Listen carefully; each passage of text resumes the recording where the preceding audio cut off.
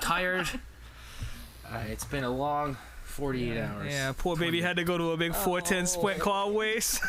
It's so sad for you. Don't start. I don't want to hear that shit.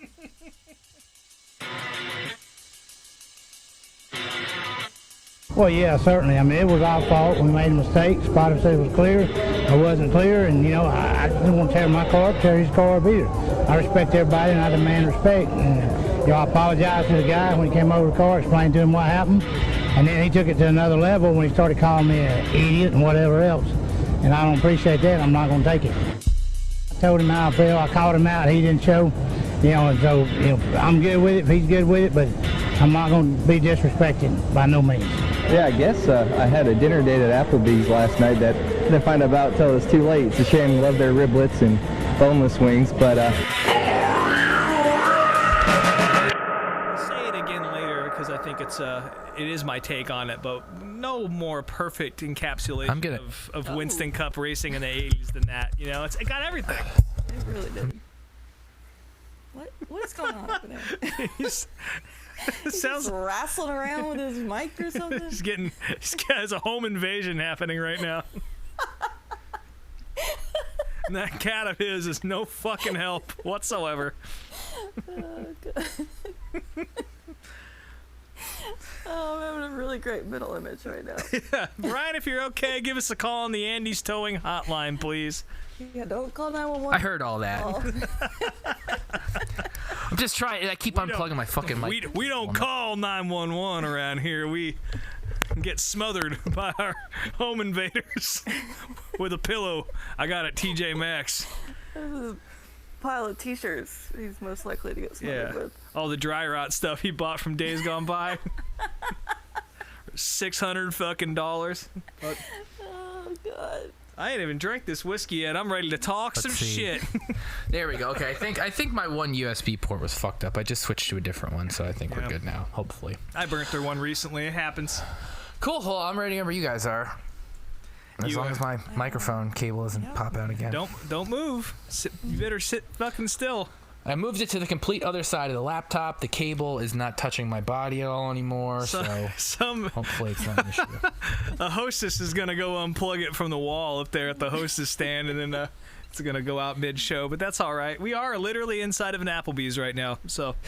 Speaking of which, all right, folks, welcome to Applebee's. This is your race-delayed motorsports podcast yet again. We are a week late, but we got stuff to talk about. I am Brian, here again with Ashley and Rob. Folks, how we doing this week? Oh, I'm okay. How about you, True Love? Yep, I'm here. Yet another fucking weekend ruined by rain for me, but. Oh, for you, yeah. Not for me. Was it dry down there? Dry as a bone? Dry as a bone. Hot. Yeah, it was like 100 degrees in Texas, and I imagine you got some of that heat down in old Georgia. Not to that degree, no. Fuck that. Yeah. Ugh. How about you, Brian? You all rested up from your big racetrack trip? You went out to Lernerville and shit? Oh, we lost Brian again. He's out there. So Brian has been suffering from major technical difficulties. This is going to be a long episode because of the video of the week. He can hear this too, and we're just going to soldier on with. Brian went to Lernerville for the High Limit Series. That's Kyle Larson and Brad Sweetsteel. It's pretty sick, and we're going to talk about that in a second. But first, I think we're going to get into the NASCAR shit here. Yeah, depending on how long my mic holds out for, we'll see. Yeah. Admittedly, gonna make it up. Yeah, make up your trip for you. Don't. Yeah. I got a lot to talk about. Oh, here's Brian. Trip, so. Oh, hey guys, Brian here. Brian K. And this is the same voice you normally hear. Yeah, it's uncanny, Rob. Uncanny. I know, I've been working on it. Yeah. You don't need me. Just do it. You and Ashley. That's it. Exactly. Well, before we get into my trip and short track news and all the other stuff we have to talk about on this episode, we got some NASCAR stuff to talk about. It was a big weekend in Texas, and we had an Xfinity and Cup race to talk about, and none of us were there, thankfully, because it's Texas, and Texas sucks. Yeah, probably the last fall race at Texas as well, from what the old rumor mill is telling us. Yeah, that's what it sounded like. It wasn't actually that bad of a race, though. It just the results were bad for both of them, if that makes sense. People just like to bitch. I thought that was fine. It seems like all the PJ1 shit they put down on the track originally that kind of ruined it. Maybe has washed off a little bit, and I don't know. It wasn't the most. It's probably still the least of the 1.5-mile tracks, but since those cars run so well on the intermediate state, the next gen cars anyway, it was a pretty good show, I thought. And again, I didn't really watch the race. I had it on MRN. I was out of the house all day, so it was a radio race for me. And they can make I don't know. They can make a difficult shit sound exciting and something you want to listen to. So they can really spice things up on there. Yeah, and that they did. I didn't watch really any of the race at all. It's all in radio land for me. What'd you guys think of Sunday? Well, they were both Saturday and Sunday were kind of shit shows. There were a lot of wrecks. There was some passing. I mean, obviously Saturday was a decent race, but it was another John Hunter Nemechek win, and who needs those? It's John Hunter, I guess. Apparently, It was like 12 it was fine. Or something. Yeah, it was a just lot really of cautions. long. Yeah, I mean, it was fuck, man. I think it started at 3:30. I don't think it got done till after 7, which for an Xfinity race, that's quite a long time. And the Cup race was a little bit longer. I mean, I think it was only a 100-mile difference and maybe an extra hour to do the Cup race, but yeah, I definitely had a nice day in Boston with my wife. We went out and had lunch and went to this big arts and makers festival or whatever in Jamaica Plain. So that was nice. I went to a couple record stores. Fully knowing I'm not going to watch the Xfinity race, and still managed to get home and watch the last 50 laps of it. So that's how long it was. Yeah. Driving into Boston, having a day, driving out of Boston. Yikes. Yeah, I mean, it was fine. Don't get me wrong. It wasn't the worst race I watched all year, but again, I can't even remember what exactly. How the hell did John Hunter get the win at the end? I'm trying to remember who was leading before he took it over. I don't remember. It doesn't matter. It really Trevor Bain wrecked. Yeah. Oh yeah, Trevor Bain wrecked again. Yeah. Once Josh Berry got taken out, I stopped really paying attention. I guess that was kind of early on too, so I didn't even see that live. It was just got home, watched the highlight of that, and kind of flipped it on in the background and waited for the inevitable John Hunter Nemechek win to happen. Yeah. But goddamn, Trevor Bain just fucking not. Was it Allgaier that won? No. That was last. He led. That was last week. Yeah. He led. He was leading for a while. That's right. Yeah. No, it was all. Most of the JRM cars caught up in some bullshit again. Which such is tradition this year. But I don't know. Maybe it'll happen a little less next year with their new guy. But I don't really know much about Sammy Smith, so your guess is as good as mine. Yeah, we'll see. Fine. He is fine. He can drive a race car, that's for sure. He's got some wins, and he's shown some flashes of talent. And I don't know. JRM seems to have a knack for taking guys that have raw talent somewhere in there and money, and kind of molding him into something good. Kind of like Noah Gragson. He kind of had I guess Sammy Smith's not as aggressive and fucking dumb as Noah Gragson was in the Truck Series when he was driving for KBM. But I think a lot of people were a little confused by when Gragson came up and took over the 9, and he turned into a fucking monster in that car. So I kind of expect the same thing out of Sammy. Well, I mean, as long as he does better than Brandon Jones, then it'll be a. Yeah, well, Brandon's paying for all the cars, so that's fine. And he's coming back, isn't he? Yeah. Yeah, I think so. Back home.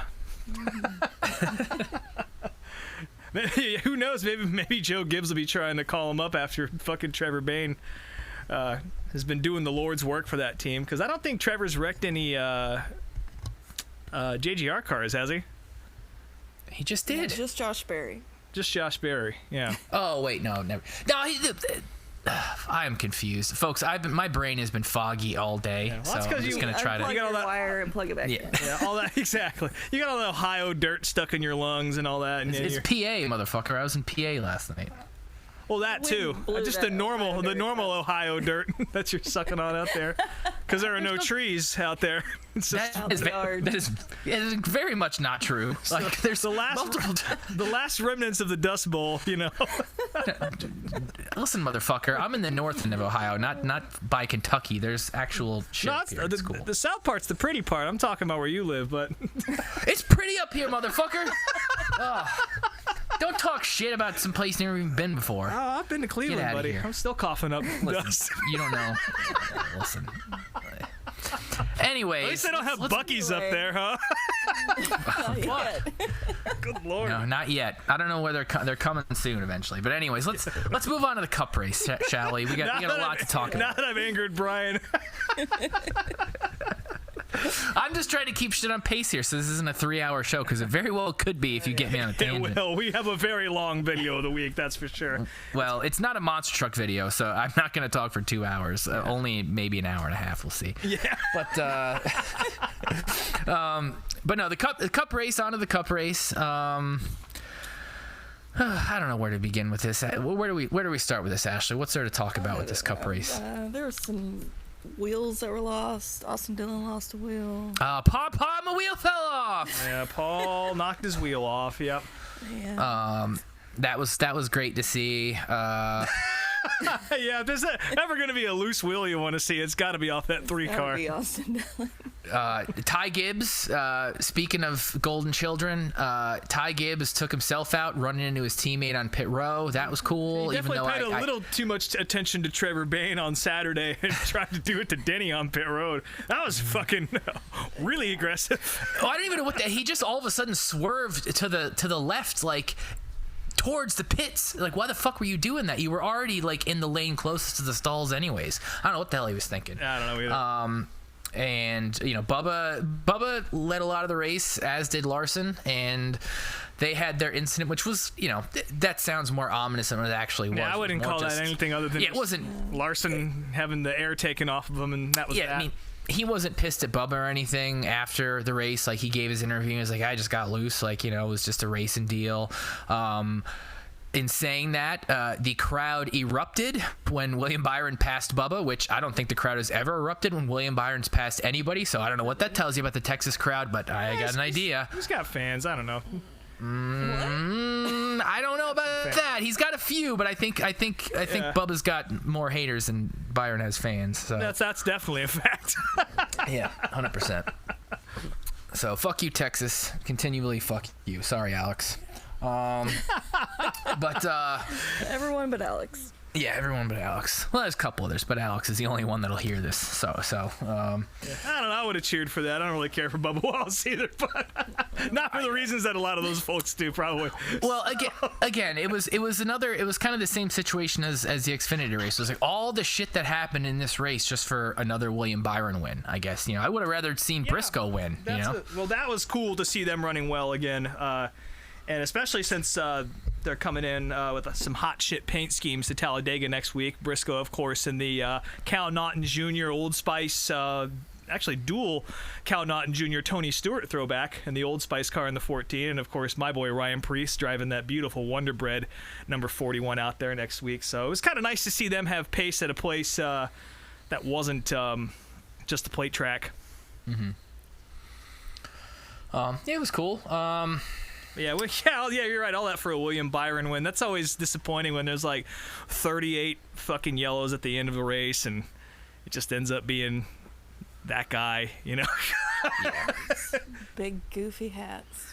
Yeah, that's the part I don't like about it is the big foam hats. Well, I will say 2 things about that. We got to see Rick Hendrick in one, which was funny, Yeah. and That was funny. Yeah. There was some dickhead at the track last night walking around with one. So that was the first time I've seen one just being worn by There's someone. always a couple random fans wearing them. Well, It seems there- like in 100-degree heat, I don't know if I'd want to wear a big foam hat, but I don't know. That's just... They made them all wear them. They made Larson, Chase, and Alex all get out there with them too. Alex was bitching the entire time, and Larson's fell down and covered his entire face because his head's so tiny. he doesn't have much of a head. I think they were all mad at William Byron for being responsible for this. Yeah. But yeah, I don't know. Cool to see Hendrick get a 300th win. That's quite a milestone. It's a crazy fucking number since, Hendrick has pretty much only been a team since I was alive. So, just about 40 years. Because what was their first racing cup? As 84. Hendrick Motorsports was 84, yeah. So, about, almost 40 years, which is pretty cool. And to get 300 wins in that time, and then how many they've gotten in the 90s and beyond, and how they've been consistently been able to win throughout the entire time is pretty fucking impressive. So, well, I mean, Rob, it's crazy to hear you say like they've only been around as long as I've been alive. I don't think there's been another team at this point that's been around as long as they have continuously. Well, Richard Childress is pretty close. Yeah, I mean him, yeah. And he'd be the only one, at least currently. I suppose you're right. Yeah. That's kind of wild to think about. Obviously Richard Petty's still involved, but he's had 8 different teams. Like Richard Petty Motorsports has been around in different variations, and that doesn't really count, and it certainly doesn't count now. So yeah, I guess Roush is probably the third longest at this point. That was still the mid '80s, so yeah. Crazy that RCR is the longest standing team in the garage. The Wood Brothers. What are? Oh fuck, you're right. Well, even the Wood Brothers now aren't quite. They're not the Wood Brothers that they used to be. Like they're half Wood Brothers, if that makes sense. The only reason I don't count them in that, and they are for sure, and they should be celebrated as such, but they did go down to that part-time. I'm talking like full-time running every single race every year for the entire team. They went part-time for many years, and now they're sort of a Penske affiliate now, which whatever it takes to keep them alive, Yeah. And you're right, they are definitely the oldest, and the Wood family is still deeply involved, so, I suppose that is 100% correct. But as far as, like, full-time teams from the time they started, there's really not many of them. So, yeah. Which is crazy. Yeah, were there any other races that really happened this weekend that we need to talk about? Yeah, there was a few. I mean, a lot of the world got rained out, mine included. Of course, this is supposed to be the Stafford Fall Final, big tri-track modified show, but that got dumped on. They did manage to get the Friday portion of the show in, and I just want to take a moment to talk about this because NASCAR and racing in general, but particularly NASCAR racing, there's been some pretty fucking ridiculous race names, especially like in the .com era, I think we've talked about this on the show before, and I can't think of any specific ones, but, like the Beef It's What's for Dinner.com 300 or some shit like that. That's a shitty name. But I think Stafford topped pretty much everybody I've ever seen. So there's been a lot of rain delays this year at Stafford and everyone. I don't know if this sponsor was chosen for this weekend before they postponed Kids Night to this particular night. But last Friday night's program was sponsored by Mayberry Material Handling. And again, it was Kids Night. So the official name of the event was Mayberry Material Handling Kids Night. And that made it out on the internet. It was on pretty much the web. Everywhere you promoted it, it was Mayberry Handling Kids Night. And that's really an unfortunate thing to call your event. And I hope there were T-shirts made. I said, I don't know if there were, and they probably burn them all. That's worse than the Tim Richmond dick poster in the 80s. But I told my wife about that, and she was like, her reaction was very clear that there's not a woman working anywhere in that staff to let that one fly out there in the world. So yeah, shout out to Stafford for letting that one fly out there and brought great joy to me. The Valley Star 300 was probably the big race of the weekend on the pavement world anyway. I don't know if you saw the highlights of that, of Landon Huffman and Trevor Ward beating and banging coming down to the finish. And I said this to you guys in the chat earlier after that happened, but like, boy, it really puts into light just how shitty the Cup cars are at Martinsville put up against these late models, because that was one hell of a show. Congratulations to Trevor Ward for that. And also, I'm sure what most people have seen is that giant brawl in the pits. I don't know who was involved in that, but that guy with that pretty purple fucking late model getting his hood bashed in by a bunch of fucking hillbillies beating the shit out of each other. I feel bad for him, but, hopefully someone will buy him like a 5-star gift card or something and you can get that hood replaced. But hell of a race. Glad that went down. Despite the forecast, it's supposed to be on Saturday again. Got postponed to Sunday. Logan Seavey, probably the biggest short track news, though, sweeping the USAC portion of the Four Crown Nationals at Eldora. Only 2 guys have done that before him. One of them was Kyle Larson, and the other is Jack Hewitt. So that's pretty fucking huge company there. So congrats to him. And then in Brownstown, fucking RTJ winning yet another race. So that's pretty much the short track world. I don't know if you guys saw any of that. If I missed anything out there in the world and you want to tell me about it, let us know. And I'm sorry. The only thing I watched, I mean, I'm trying to think. I had the Outlaws on for a minute, and it was Kenny Tremont's last race, his final race.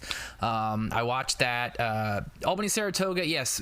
Speaking of Northeast rain, they did have a little bit of rain, but thankfully they were able to get the feature in on Saturday night, just a little bit delayed, and Kenny did okay. Stuart Friesen pretty much led the whole thing, which when I saw he was entered, I was like, fuck. Yeah, it's pretty hard to beat the Halmar car out there. Oh yeah, for sure. But Kenny started 18th or 19th, I think, and got up to 10th. He was as high as 8th. So to get a top 10 in your final race with that type of competition, it was definitely more of a personal tearjerker for me this weekend than a few weeks ago, his last Valley race. But it was good to see him go out in a high note. Yeah. I know he will be going out to Oswego with his son. His son is going to try to attempt the big race next week in Oswego, and there is a slim chance I go out to that. We'll see. I can't promise it, but better fatten that chance up, buddy. You got to go see that shit. Well, his kid is not good yet. So, I mean, if he even makes the race, that's Oswego, though. It's always cool to see that. So. Yeah, well, I've got a friend whose dad used to race there, and I think I want to say might even used to own the track, and she was trying to get me to come out, but she also hates dirt. She's like, I only go to asphalt races, but I'll go to that with you. I'm like, all right, well, maybe we'll see. So. Yeah, there's nothing quite like watching a super modified stuff itself up into the foam. So. Mm-hmm. So that's that. Before we move on from the NASCAR stuff, of course, the big news of the day is Spire spending some more fucking money. Lord knows where they're getting it from. I've got to get a sugar daddy over at Spire. Seriously, Mr. Spire, whatever. Yeah. Jonathan Spire, Michael Spire. Any of the Spires, call me. Yeah, perhaps it's a Tallulah Spire if it's a woman, perhaps. But yeah, they're buying KBM, and Kyle Busch is basically selling his whole life. So he can just drive the number 8 car. Drive around backwards. Yeah, drive backwards around Texas. Well, the one funny thing that popped up from this sale today that it was a rumor that I saw was like, well, people started talking about, well, Kyle's supposed to have that team for Brexton and this, that, and the other thing. Yeah. And it's like, well, A, Brexton's still 8, so he's got at least a decade to worry about that. And then B, somebody started floating the theory that maybe this is Kyle Busch buying into Childress, which do you think the Dillons are gonna let that get away from Pawpaw's hands? Like, I don't know if I believe that. It'd be interesting. Like the unexpected turn after the old hold my watch incident, but I guess getting hired. To drive that car is already it's just the hatch has been buried. So yeah, I mean, why the hell not? He's got experience. Let's be honest. Austin Dillon's gonna fucking run that shit to the ground. If anybody, Kyle's got a shot of keeping it going in a good way. So who knows if that happens? Like great. Ty Dillon's never been like even remotely thought of. Like he's. Well, see, I had handed a ride or working in the office or anything. I had heard the opposite back when Ty was kind of stepping away from full-time Cup competition, that he was actually moving into the office side of things and was going to start, I don't know if it was training for that role necessarily, but he was going to be becoming more involved in the business. And I mean, he does drive for Spire right now, so who knows, maybe there is some sort of behind the scenes kind of alliance happening between all those teams. But then again, Trackhouse is also working with Spire right now, so just big moves being made all the way across the Chevrolet organization, and really teaming up in a very Formula One-esque kind of way is what it seems like. Corey LaJoie will still finish 27th. Yes. Yep, he will for sure. So yeah, I'm trying to think. There's not really any other crazy NASCAR news to talk about at the moment. So I guess we can. Oh, Boris Said's coming back. We should probably give a little mention to that. Oh yeah. And Raja getting a truck ride as well. But Yep. I'm a little. The Raja one I understand more.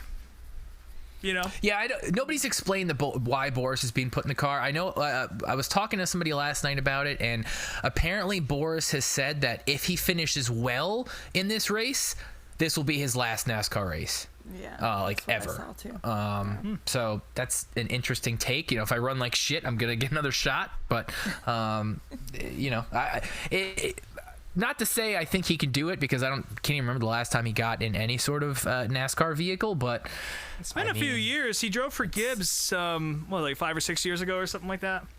Yeah, something like that. But it's not like he's not still sharp and driving cars, all over the place. My theory, I think, is maybe it's got something to do with car dealerships. I forget what brands Boris sells, though. I know he's got dealerships out in the West Coast, but I can't remember what he sells. Yeah, I feel like it's higher end shit. Certainly an odd couple of guys I never expected in a Hendrick announcement. Raja Karuth and Boris Said. Other than maybe they were like in a bus accident together or something, I saw something that like, I don't know. Boris. That's dark. Said and Rick Hendrick are business partners somehow, so it must be. It's got to be car dealerships. dealership, Has to be. But it'll be cool to see Raja get in a truck that is more competitive than what he's been. Car, excuse me. Yeah. Yes. It's not a truck. Yeah. All right. Well, I guess we can get on to my trip last night. Might as well. Oh, that's right. Yeah, you had a big old trip to Lernerville, PA for the High Limit Series, right? Yeah. Lernerville is another track that I still haven't been to. So a little over 2 hours away. I think it's like kind of northeast of Pittsburgh, maybe, but a little kind of in the middle of nowhere a little bit. And Kyle Larson's High Limit Series was out there last night. It was a great entry list, and I had a few agendas for this trip. One, obviously, to see some racing. Two, my good buddy Bobby. He's on Instagram as Bobby Blaze Vintage. He was coming out there. He and his buddy Gavin have been doing some photo and video stuff for different drivers. Bobby's been taking VHS cameras to tracks and filming and shooting stuff for different people. He actually did some video work for Carson Hocevar in Bristol, and Gavin, his buddy, he's been spotting for ARCA teams and designing stuff, and he's moving to Michigan in a couple months to learn how to wrap cars and shit. And it's just like they were coming out there to work with the team. Bobby's one of those kids that one of those internet friends that you have that you might be friends with them for years, and might take you forever to fucking meet him. I've known Bobby for 4 or 5 years now, and we'd never actually met in real life before. He's one of the few people that sells vintage racing clothes that I'm actually not a competitor with. Like, he and I are very good friends, and he's one of the few people that I'll talk business with and trade with and stuff. And it was great to finally meet him and hang out with him. But then my third agenda was getting a Buddy Baker shirt to Dale Jr. So if you didn't see it, Dale Jr., this was going to be his first sprint car race, and I can't fucking believe that. Well, I don't. Were sprint cars really running much in the Carolinas in the 80s? I don't know the history of sport. It's just, to me, like, to have been around where, and I guess it's not all that crazy, but just you'd think that it would have happened at some point in all of his years of being around a racetrack. He said he's never liked dirt. He's never really ran dirt. Never paid it a whole lot of attention, I guess. So, Larson got him out last night to Lernerville. This was the second race of their 4-race series, and it was chilly day. I got there around 4:00, and it was barely above 60 when I got there. They were recording a live episode of The Download with Larson and Brad Sweet on the front stretch, and I guess they did the autograph signing before that, but I was still in line. Lernerville, or the High Limit Series, I don't know if it was a Lernerville thing or the series deal, but if you bought a ticket before the day of, you got a free pit pass, which is a cool upgrade. So it's kind of floating around all night doing that stuff. And so basically with the shirt, a few months ago, Dale, somebody wrote in a question. Dale's a fellow shirt collector. He's bought stuff from me before. He mentioned on the show somebody asked him what shirts was he looking for, and the one he mentioned specifically was a Buddy Baker Grey Ghost tee that it was his wife's. It's one of those late 70s, early 80s tees that it doesn't really fit that well, especially if you're a guy. The sleeves are short, it's tight. It doesn't really fit, never really fit me at all, so I never wore it. So that's why he gave it to his wife in the first place. But they lost that T-shirt in the plane crash. And when he, not to get ahead of myself, but I totally blanked when he asked me if I remembered how he lost the shirt. But anyways, when he mentioned that on the show, I was like, oh, I have that. And I was like, I got to get this to him somehow. And like, I wanted to at least give it to him in person to have that moment. One thing I will say is after the download, he was kind of slowly making his way into the pits and signing autographs for everybody, and kind of like at wrestling shows or other races I've been to, there were tons of people there that just wanted autographs, and there were a bunch of guys too that were like, you could very clearly tell they're the resellers. Like I saw guys get multiple fucking autographs. I saw guys with like a stack of 8x10s, all this other bullshit. So everybody's just trying to get stuff from Dale, and all I wanted to do was give him this shirt. So kind of got to the very end, right as he was about to creep into the pits, and I was able to quick get his attention, like, hey, did you ever find that Buddy Baker shirt for Amy? And no. And I was like, just handed it to him, and he just stopped what he was doing. He was fucking excited about it. That's awesome. He was like, yeah, it made my whole trip, and my Bobby actually filmed the whole interaction, so eventually I'm sure I'll see that once he gets it uploaded. But that was cool. Like it was cool to just do that. I just told him, he's like, you sure you want to give this to him? Like, man, just all the shit you do for the sport, because I do feel like without his influence, some of the stuff that those of us who've been around for a while still kind of cherish and hold on to, that he's kind of, like say the Wilkesboro thing, and trying to hold on to some of the traditions, and also glorify the history of the sport and make sure people don't forget that stuff. Without Junior around, I don't know if some of that nostalgia stuff would really be as on everybody's minds as it is. I think it's safe to say it would not be. Yeah, so sure. As a fan, that was my thank you to him, and it was cool. So I got to have that moment with him. Later on, we actually ended up not hanging out with him again. I mean, I said hi to him again, but I ended up going in the infield for a while because Bobby and Gavin were shooting stuff, and then they just gave me one of their extra cameras, and I just pretended to take photos. What I did take photos, like I used to kind of play around with photography back in the day. Yeah. No.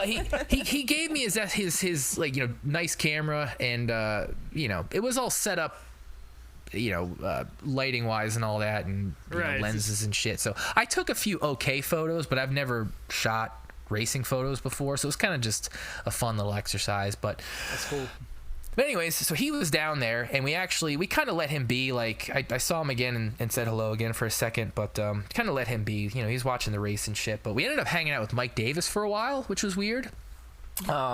Basically, this kid Gavin that was with Bobby, he's only 19, and again, he's doing all these different things in racing to try to make a name for himself, and I got to see what it's like. I mean, this used to be me, but I got to see him try to network with Mike, and had a really nice conversation, and we talked about a bunch of different things. It's cool.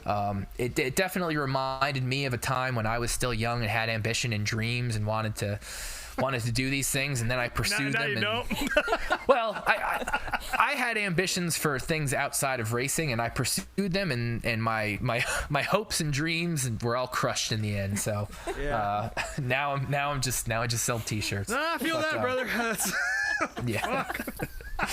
But it was nice to see the beginning of that again, because I remember what it felt like to have those moments and get to meet people that you either look up to or want to eventually work for or work with, and they had a good talk. And I did actually ask Mike about the vagina health ads at the beginning of Letart's podcast, and he what words did you use to describe those ads to him? Well, I was just like, Mike, I was like, what is up with the podcast ads, especially the Letart ones? And he's like, what do you mean? He's like, the vagina health ads.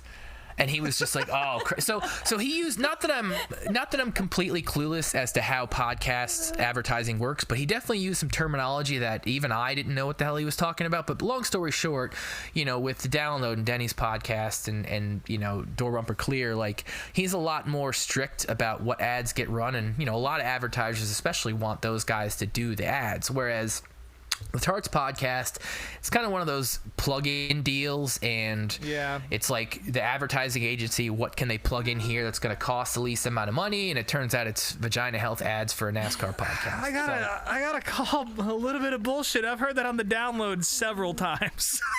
Have you? I've never heard it. I feel like I've never heard it on the download. Maybe that's weird. Maybe there's a lack of vaginal health here in New England, and that just gets targeted to me or something. I don't know. Maybe. But hey, if they want to sponsor another podcast, I know of a racing podcast that could use some fun bucks. So I'll take your vaginal health money. Yeah. That's fine. The Pussy Cream folks can get a hold of us and sign me a check, please. I'll read whatever the fuck you want me to. Even though there's a real woman on this show. No, you gotta read it. Hey, it's your vagina. You gotta do your Australian accent. Hello, Gob, it's your vagina. Yeah. Seriously, any ad at all except for a fucking dumb political bullshit or I don't know. I guess that's where I would draw the line. So yeah, that's a good line.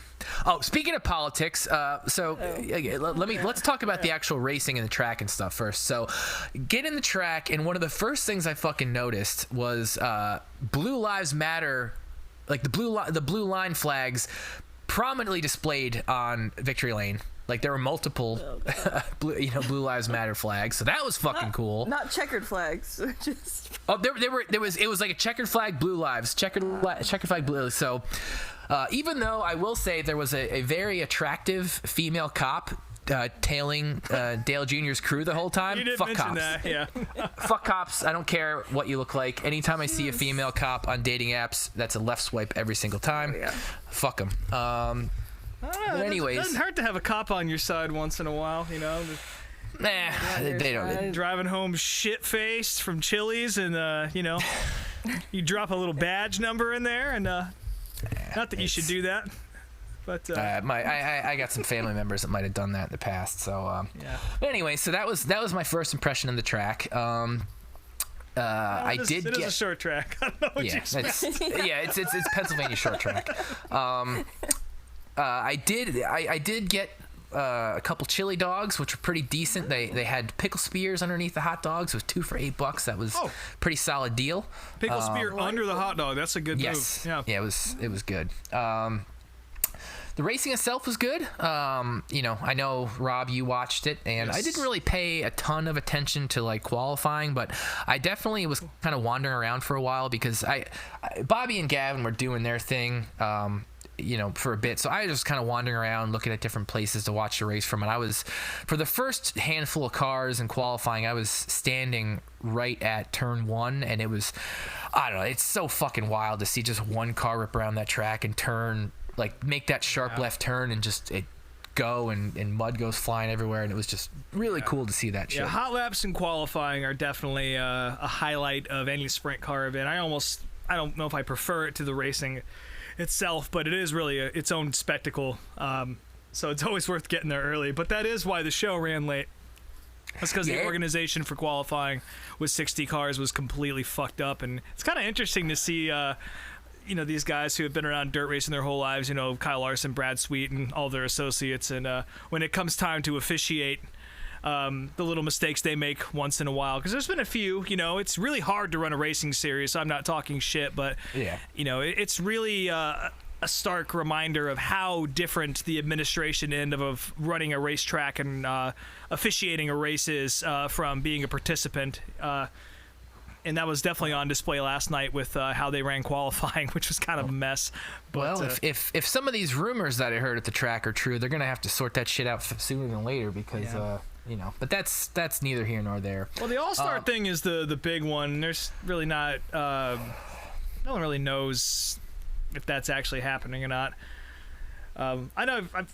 You mentioned the Outlaws thing, which I don't I haven't heard a damn thing about that. So yeah, that's, again, I will not say that's the strongest rumor, but a couple people mention it in passing, and that makes way less sense to me. But at the same time, I guess people probably thought that in the 70s with USAC. I think the deal is that Kyle Larson and Brad Sweet are very much looking to expand their footprint in 410 racing. And the easiest way to do that is by buying a series, particularly the All-Stars, because it seems like Tony Stewart is kind of jettisoning a lot of his business off, or is interested in doing so to focus on other things, because he's got a lot of irons in the fire. So I wouldn't be surprised if something happened in that regard, particularly with the All-Stars. But Brad too last night was saying he's looking to retire soon, so which was a little weird to say. That's sweet, no kidding. Yeah, he's only 37, but if you haven't listened to the podcast today, he talks about it on the podcast. I mean, he's been going at this for a very, very long time, though. Like, that's the thing about these guys starting young, and as young as they do, like, they get old in their heads a lot earlier, I think. So yeah, I mean, the racing itself was great. Got to see my first sprint car flip. I forget the guy's name, but I saw that entire thing from start to finish. Like, I don't think too many people were paying attention, but I saw him kind of get over the cushion, and then his back tire caught and flipped. It was flipping like almost directly at me, which was cool because I was sitting in turn 4 I was in the infield for everything up until the main event because they were already like almost an hour behind schedule, and everybody was saying how it's a fucking nightmare to get out of there. So I basically, as soon as that race was over, like literally David Gravel was coming out of turn 4, I was like already at the fence to like get to my car to get the fuck out of there. But the racing itself was great. I definitely thought, first I thought it was all Brad, then Larson took over, and then thankfully, I didn't get to see another Larson win. Sorry, Rob, but I was not looking to see another Larson I didn't even really want to see him win again either. At sprint car races, I love watching folks beat him because he kind of is the man. I thought Rico might have had a shot. He came up from 9th, and he was up there towards the end, but I think he ended up finishing 3rd. But it was a good battle between David Gravel and Brad Sweet at the very end. Yeah, well, Larson jumped the cushion. I don't know how the fuck he didn't flip that thing, because he had all 4 wheels off the ground at one point, it looked like.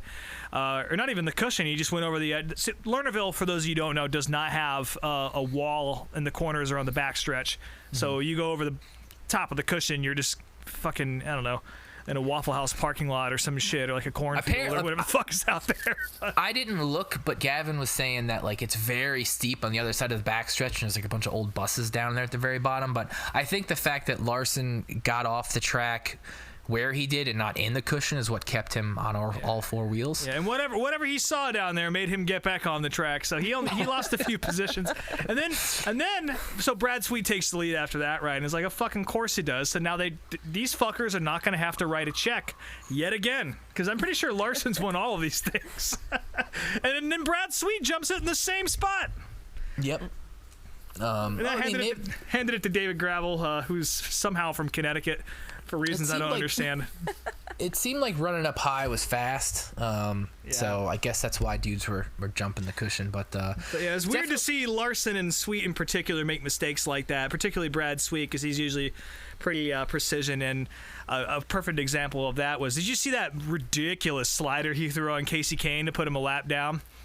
No, I think it was that. To my boy? He basically took like 100 yards off the track. I don't know how the fuck he did it. He was coming out of I want to say it was out of 4, and he just pulled this huge slide job like through the tiniest hole in front of Casey Kane and just smoked him. It was insane to see on television. I was wondering if you actually witnessed it live, because it was when Sweet was, when Sweet was working his way through lap traffic, so it was kind of lost in there. But I remember I almost spit my beer out at that, and I had to text everybody I knew, did you fucking see that? Holy fucking. But yeah, it was good.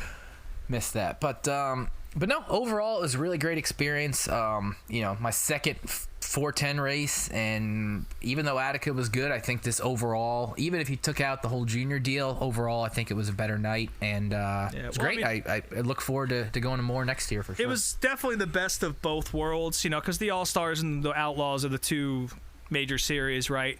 Yeah. And there are restrictions that keep World of Outlaw drivers from entering in a lot of these events. Brad said he has a limit of 4 races he gets to run outside Outlaws. Yeah, exactly. And as this is one of the last big paying events of the year, and the highest paying out of pretty much everything that's left, because Knoxville's done, all the other big events are done. So a lot of guys decided to cash in their final chip at that event. And of course, there's some other racing happening this weekend in Pennsylvania that some other guys are going to be going to. Like, I know the shark racing guys are going elsewhere instead of cashing in. But yeah, it's rare you get to see all of those guys outside of the context of like Knoxville or Eldora or something like that. So yeah, if they do it again, I might have to fucking drive out there and see that with you, because that looked cool as fuck. Yeah, it was awesome. It was a really, really good time. So that's my trip. Hopefully it's not my last race of the year, but there's a fair chance it is. I guess we'll see what happens the next couple weeks. So, but anyways, I think we covered. What do we got left? We covered most of the short track stuff. Is it just the video of the week stuff and the end of the show? I think it's time for our video of the week. And again, this is the first time we've presented. Hold on, real quick. Are there any DARFs? Do we have any DARFs? I'm sure there are. Right, well, I don't have them written down. All right. Well, there's plenty of them. Bubba Wallace and Kyle Larson raced each other, so I'm sure there's somebody out there. But I don't need to fill in the gaps on that one. I will say, actually, just a quick DARF mention. There was an interview with Bubba where I think he even said the word DARF after he won the pole, and he talked about fans or something shitting on him, and he might have mentioned DARFs. So that's the only DARF thing I have to talk about, I suppose.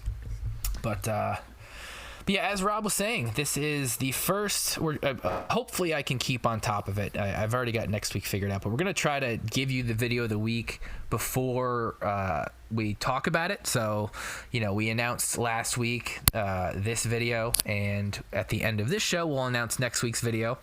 But yeah, we step back in time to watch the 1987 as the Talladega 500, not the Winston 500. But yeah, this was the second race of the year at Talladega, and this was the first one there after Bobby Allison's wreck, which, took out the front stretch and whatnot. Real quick, contextually, I mean, there is a lot historically that happens in this race, and a lot of different things that we can point and talk about. I guess the first thing being, again, the fact that this was the first Talladega race after that wreck, and this fact is something I didn't learn until I was doing research for this video. I thought the plates went on the cars immediately afterwards, but it turns out in 87, the Firecracker 400 in this race, they actually didn't run plates on the cars. They just had smaller carburetors, which gave the car less horsepower, but didn't really have necessarily the same aerodynamic effects. Like, all the guys thought it was going to be pack racing and this, that, and the other thing, but if you watch any races pre-plate, the cars kind of got strung out like they used to. The passing was maybe a little bit tougher, but it wasn't really the plate racing that we see today, or even in the early 90s or whatever. Not even close, yeah. Yeah, it was still fairly standard plate racing for that era. And you could this package, like with a big rule change.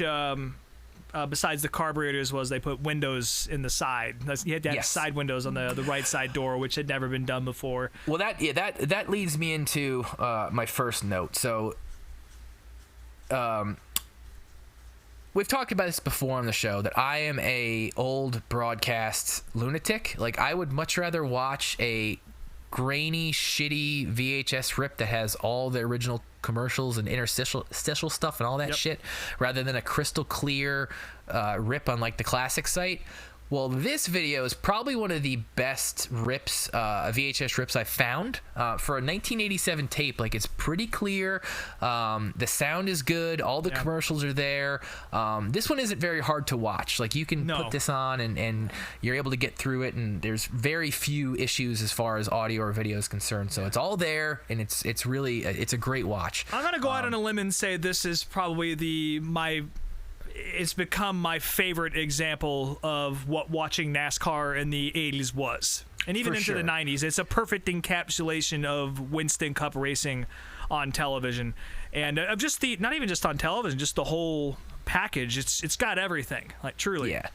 Like we're not going to get into the play-by-play of this race because there's too much to talk about just with random things. But yeah, I mean this video is all the ups and downs, pluses and minuses of NASCAR broadcasting in this time period.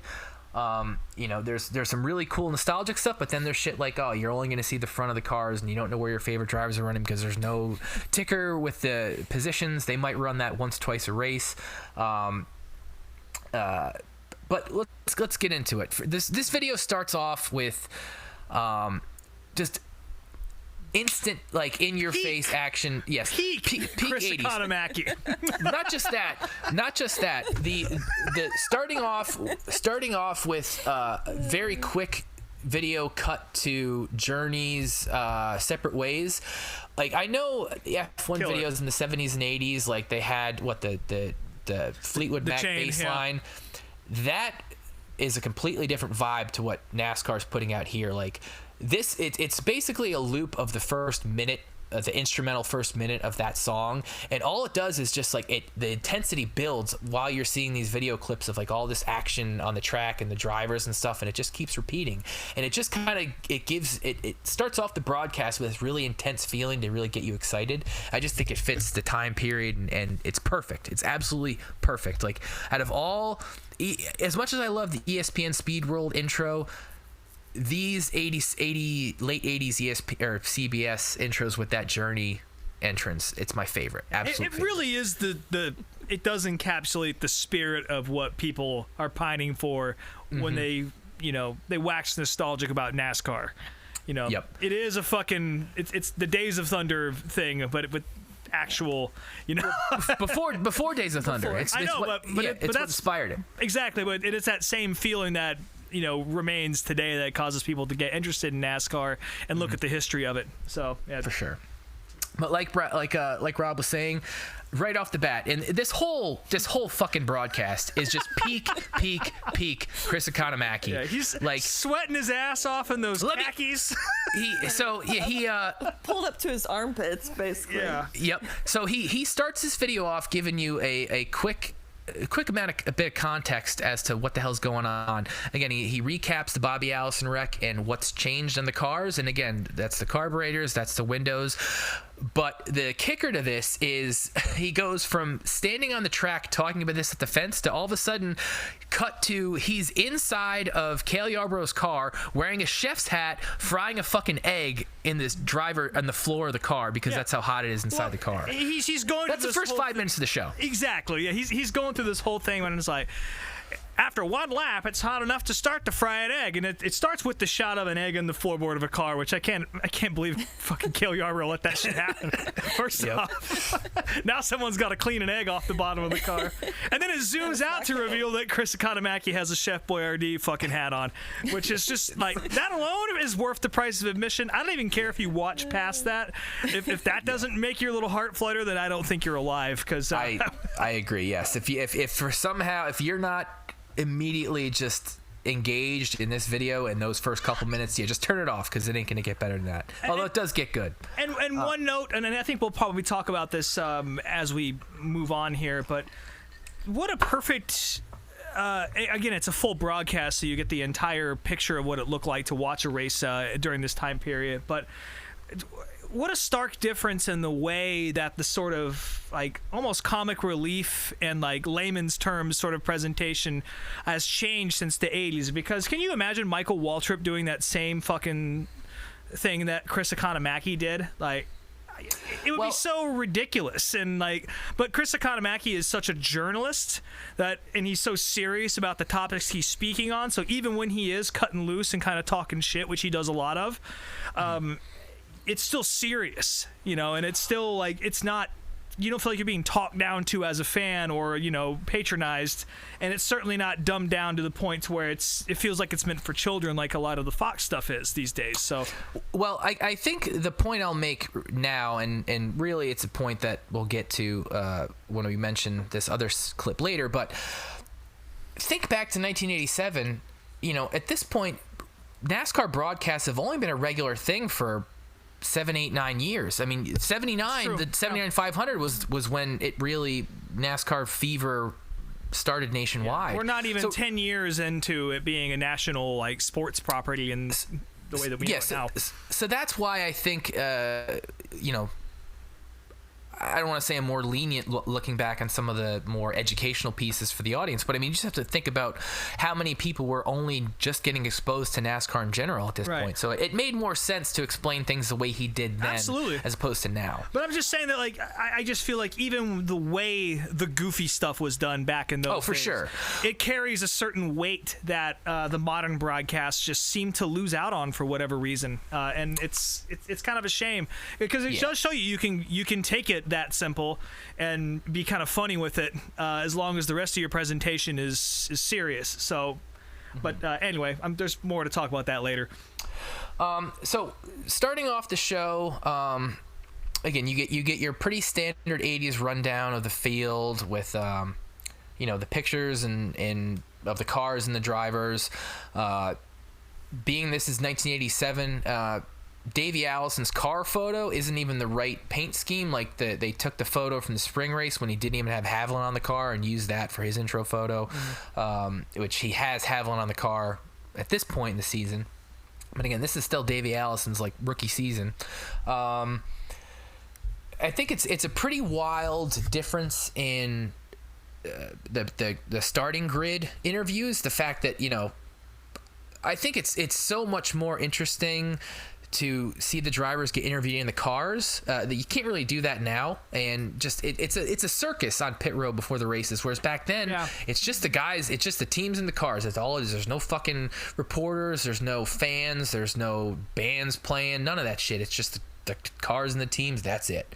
And that's all it needed to be. But again, these guys also were all wearing open face helmets and they weren't all strapped into their cars and all this other shit. So it was a different experience, guys. Not to say this is when men were men, but it was definitely more like these guys were gladiators at this point, man. You think about how unsafe those cars were and how fast they were. It's it's kind of, when you think back, the men were manlier. We'll put it like that. Yeah, I think it's just people talk about safety now. I think it's crazier to look back and not have more people die. It's good. Oh, absolutely. But it's crazy that more people weren't seriously injured. Now, speaking of guys who died, Grant Adcox is in this race, and of course he passed away not too long after that. He gets a quick mention. And another thing I'll mention before we move on here, you want to talk about the safety gear and all that. I did not realize, and I've seen this broadcast before, but I don't remember this detail of it. I did not realize that cool suits were a thing in NASCAR back in the 80s, but they are specifically mentioned as a tool against mitigating the heat issues from putting the window in the right side door. And I thought that was fascinating because I've never seen what that looked like back in the 80s. Well, it's you mentioned that, and this reminds me of when I went to the NASCAR Hall of Fame a few years ago. Is Richard Petty actually the first one he tried out was in the late 60s. So I guess it's weird to think they had him in the 80s, but it was a thing that's been around for long before that, I guess. Just they weren't used as many times. And to bring it up to modern times, somebody on Denny's podcast this week actually asked him if there was any competitive advantage to not running the cool suits. And both Denny said this today, and I forget who said it in this video, but the competitive advantage of having a driver being comfortable far outweighs a few extra pounds in the car. Right. So that makes total fucking sense. So to jump more into this rundown, so like I said, we're not going to go play by play as to what's going on in the race. What I did was I made a list of different weird things that happened in the broadcast, and I also pointed out the NASCAR commercials and gave you some timestamps. So we're 7 minutes in, you get 2 commercials back to back. There is a series of Bill Elliott Ford commercials. that were pretty well put together. And the first one is shown at 7 minutes and 5 seconds, followed immediately by a Goodyear commercial featuring Dale Earnhardt's car. That's the wrong one. It was followed immediately by a Budweiser commercial featuring Junior Johnson's Monte Carlo. Hell yeah! Which that was probably my favorite NASCAR commercial of the broadcast, just because it at one point.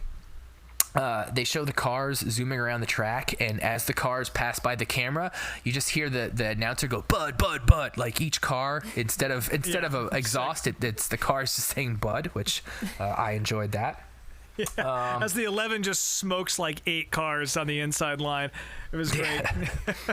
What's crazy? I remember some of these commercials from my childhood, so it was really. I don't like what was the first year you watched a race live? Because I mean, I'm older than you, aren't I? Like, so I have the first race I remember watching. I think I was 3 or 4 years old, and it was an IndyCar race at Michigan. I know that, and I watched it on this little like battery operated black and white TV in the basement of our house at the Air Force Academy, and my dad set up a tent in the basement. Because we were going to go out hiking or something, but it rained, so we set up a tent to go camping inside. And they would always put on Wild World of Sports for me as a little kid. And the racing was what kind of got me hooked on it. And I specifically remember watching that race.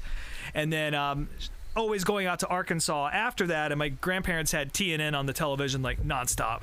And there was always NASCAR content on because it was the South in the 80s. So, and then some of these ads actually ran a few years after this, I believe. Them, yeah. So, and some of them are also on national television, so it wasn't NASCAR specific per se. Well, this again, this is a CBS broadcast. It's not like so this is national TV, right? But I'm saying outside of the context of a NASCAR broadcast, some of these ads did run. So it's kind of crazy that I'd forgotten about some of these, particularly that Budweiser one. Mm-hmm. But yeah, I've definitely decalcified some parts of my brain that I'll probably remember a couple like Chuck E. Cheese visits I forgot as a result of this being unearthed. So thank you. What about you, Ashley? Were you as early in the game as Rob was, or what?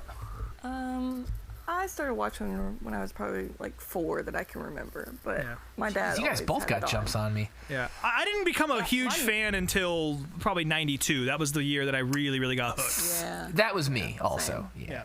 Like I had been to, dirt tracks and motocross races and flat track races, before I really got into NASCAR. But I mean, so yeah, 92. Okay, that makes sense. Yeah.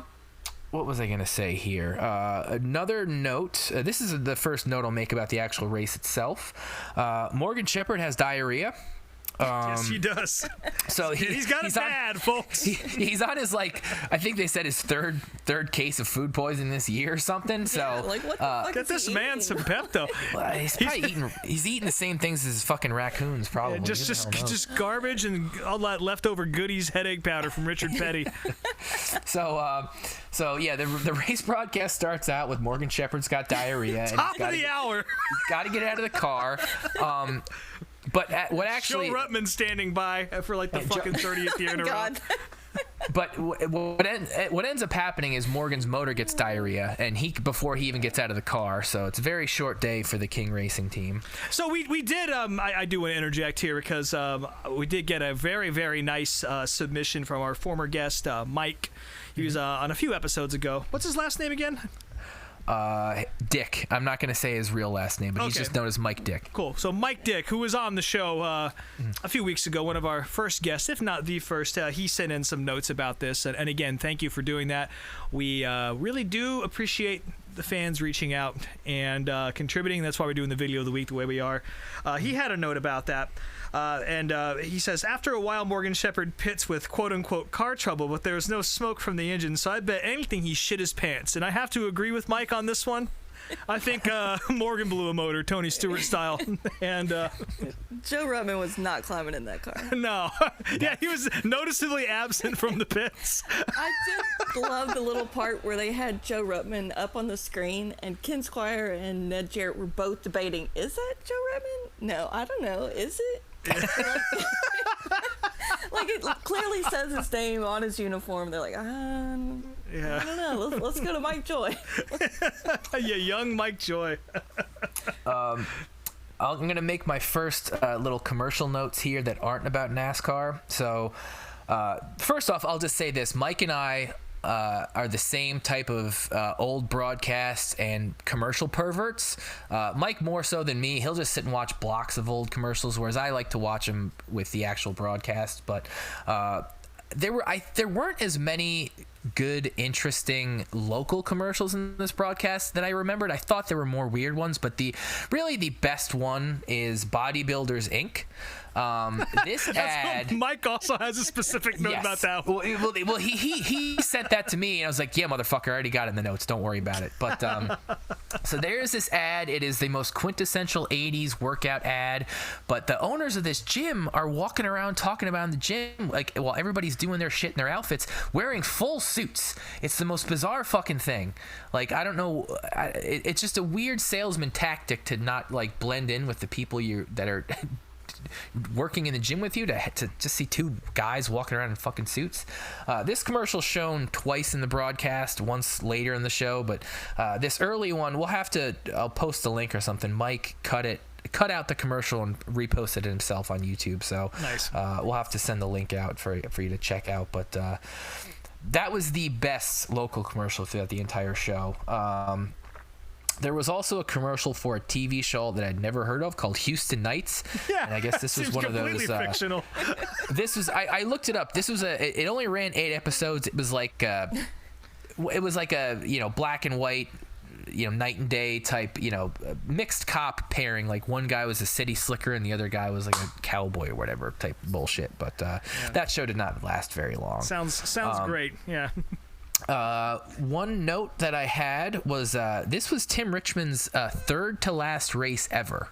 Wild one for him to run after coming back in the car, I don't know, a handful of weeks prior, and he managed to stick it out to the entire race and finished 11th. But that was just one quick little note that I wanted to make. That must have been fucking hell on earth to finish that race. Seriously.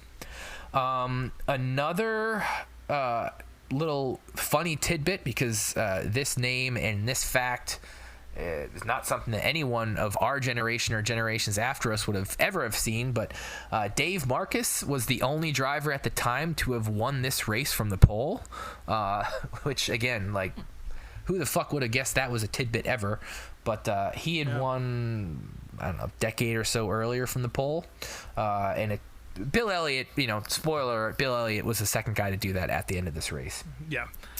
Dave Marcus, he was sort of the old cagey veteran by the time I started watching, and he had been racing since the 60s or something like that. Yeah. And I remember that blowing my mind as a child. And there were some other guys too, like Harry Gant had been in there a while, and there were some other sort of part-timers, but Dave Marcus ran full-time all the way through the mid-2000s. Mm-hmm. No, he retired. His last race was 2002. Okay. Yeah.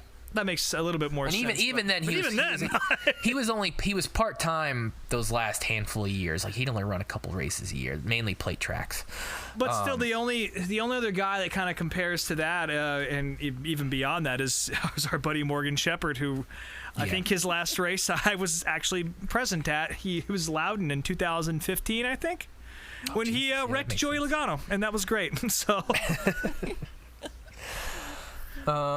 Let's see here. 39 minutes and 48 seconds. There's a Richard Petty Unical 76 commercial for those who want to see that.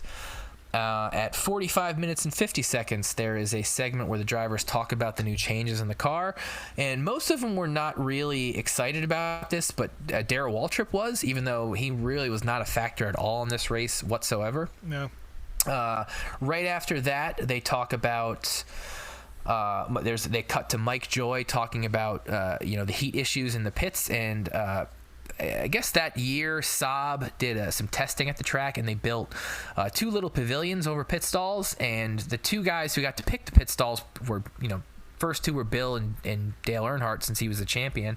Of course they picked those stalls, so that way the crew got to be in the shade at least for the race, but they're the only 2 pit stalls in the entire track that had that. 48 minutes in, Neil Bonnet and Brett Bodine wreck. It was a hard wreck for Neil, but he ends up back out on the track later on. At 52 minutes, there is a Purelator commercial. Now, real quick, being that this was the 80s, the 50s were kind of popular as a nostalgic thing back then, and there's this Purelator commercial starring a greaser kid who actually, if you know, pay attention, the greaser kid in the commercial turned out to be the teacher from Boy Meets World that adopts Sean. I don't know how many people out there are going to get that reference, but when I saw that guy, I was like, where the fuck do I know him from? And Mr. Feeney, right? No, Mr. Feeney, Mr. Feeney was the voice of Kit. Oh, wait, no, never mind. The younger guy. Right. The younger guy. That commercial's been in a video that we've talked about on here before. That's right. Yeah, I think it has been. Yeah. At 55 minutes and 30 seconds is one of the first really interesting segments of the show, where they talk about the evolution of haulers. And basically this starts off with like Junior Johnson and Richard Petty footage of, first off, it starts off with the drivers used to drive the cars to the track, and then they put them on little shitty flatbeds, and then cut to Lifestyles of the Rich and Famous with Robin Leach, describing Jeff Bodine's like Hendrick trailer with a Hollywood Walk of Fame style 5 embedded into the floor of the hauler, and everything's nice, wood grain cabinets and padded seats and TVs and radios and shit. So very, very, very quintessential 80s clip right there. A couple minutes later, cut to the Hayride 500, which was a charity deal kind of run by Tim Richmond and Richard Petty, where they hauled hay and shit to, I forget where they said it was, but there was something where they were hauling hay for farmers somewhere in the Midwest or South or wherever the fuck it was. Took it from Ohio to the Southeast. There you North go. Carolina. At 59 minutes and 30 seconds is our first in-car interview with Davey Allison. This one's kind of brief. One thing that I've noticed over the years, and Mike also pointed it out, was in the 80s, like the in-car shots are way more intense, and it feels like you can see more and see better than some of the later, like more modern shots. I agree. And Yeah.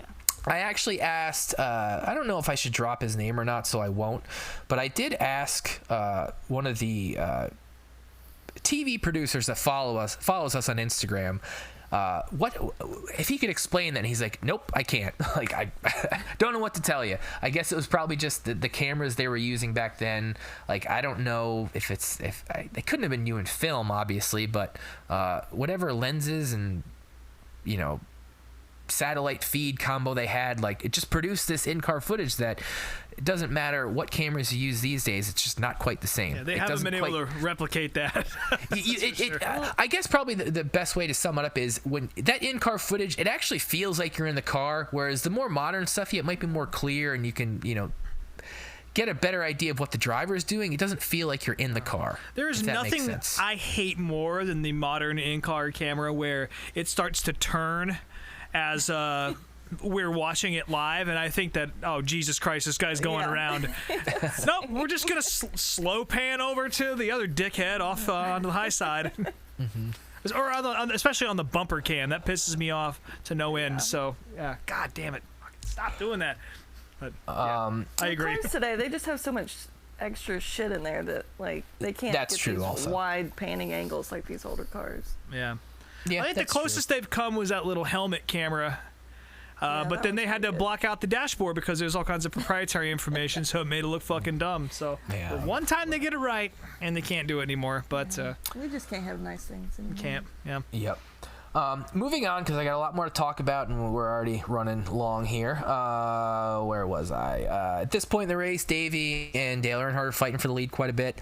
At an hour and 14 minutes in, Richard Petty gets out of the race, and he just sits in the car for a while talking to fucking Mike Joy. Motherfucker, it's like 100. Why are you still in the car? My guess is that they wanted this shot, like, basically the cameraman was in the passenger seat more or less, shooting Richard talking to Mike. I don't know. It was a weird shot, and I guess that's probably the only reason why he stayed in the car that long. Richard Petty's a fucking freak of nature, and earlier in the broadcast, like in the first 15 minutes, there's a discussion in the booth about how Richard Petty doesn't like to drink water. He doesn't like to drink anything during a race. And now Dale Inman was hydrate before a race. he doesn't. And like Dale Inman was like telling him, you need to fucking drink fluids or you'll die.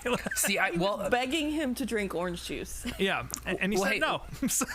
listen, history has proven that method worked because Richard Petty preserved himself in the 80s. He just turned himself into human jerky, and that's why he still looks the way he does now 40 years later. Yeah. I don't know. I don't know if it's because he has a smaller stomach. Maybe that has something to do with it. Yeah. Is my only thought process. Who knows? He had part of his stomach removed. I don't know. It just, even though it's old video, it just looks hot. It looks like it's hot. Just the way the sun is shining, it looks fucking hot, and that alone made me thirsty. So Richard Petty is a freak of fucking nature, and he should probably. I hope he's drinking water now. I'll say that. But hey, if it ain't broke, don't fix it. So what do I know? Next note, continuing with the 50s retro theme, there is a Buick commercial featuring a ripoff of Buddy Holly's Oh Boy, which is a song that was out probably 30 years prior to that. And then finally, this is my favorite clip of the entire video.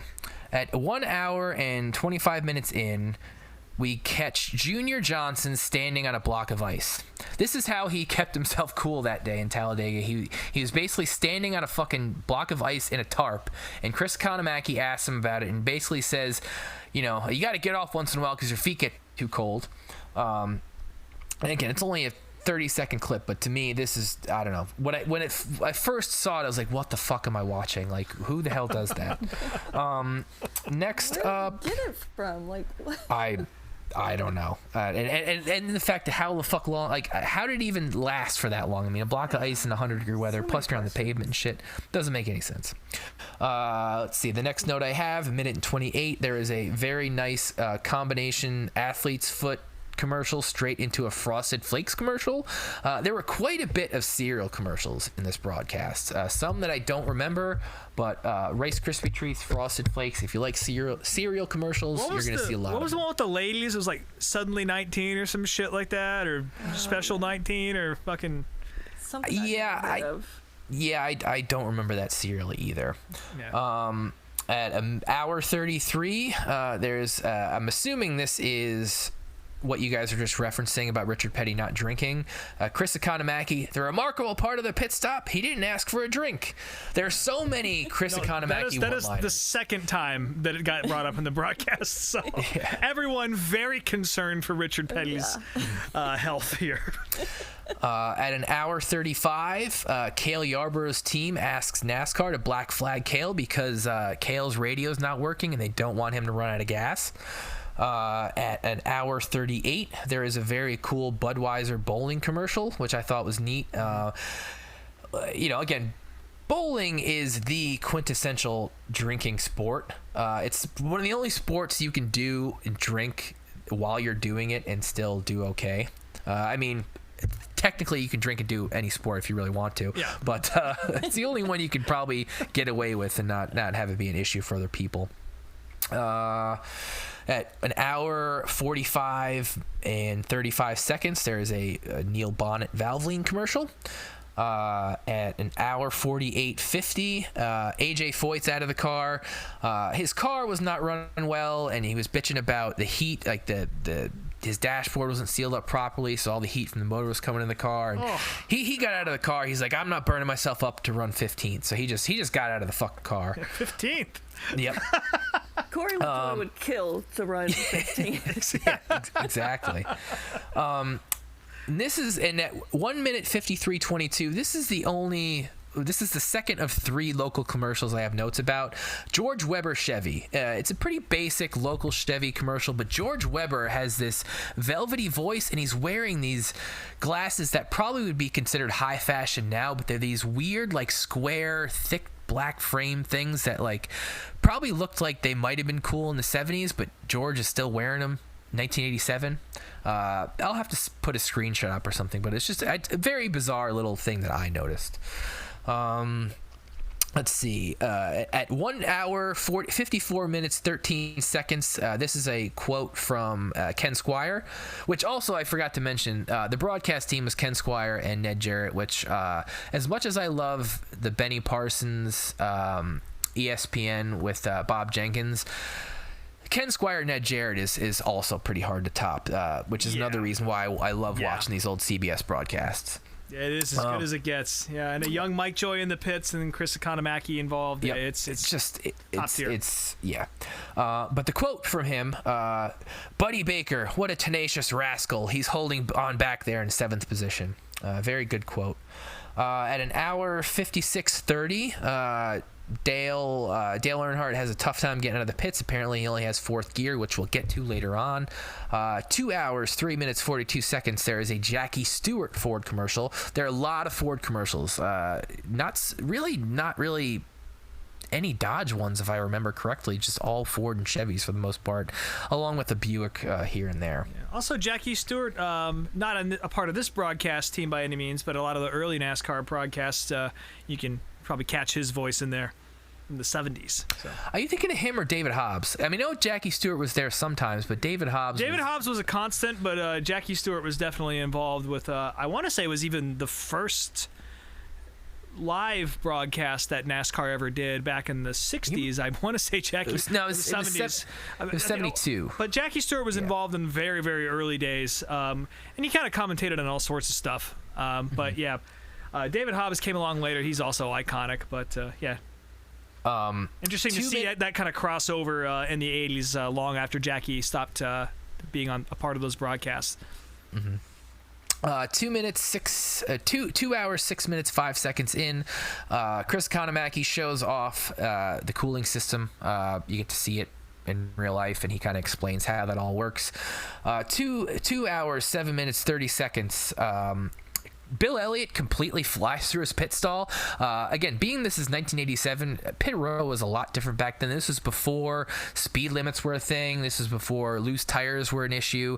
You didn't even have to park all the way in your fucking pit stall, and it just added a second or two to climb around the side of the car, and they just, that's it. Just get in there, get out. Nobody gives a fuck. When it was busy, sometimes guys would just park out in the middle of the fucking pit road. Yeah, there's nobody gave a shit. Crazy photos of this. Maybe we'll post one as part of the episode.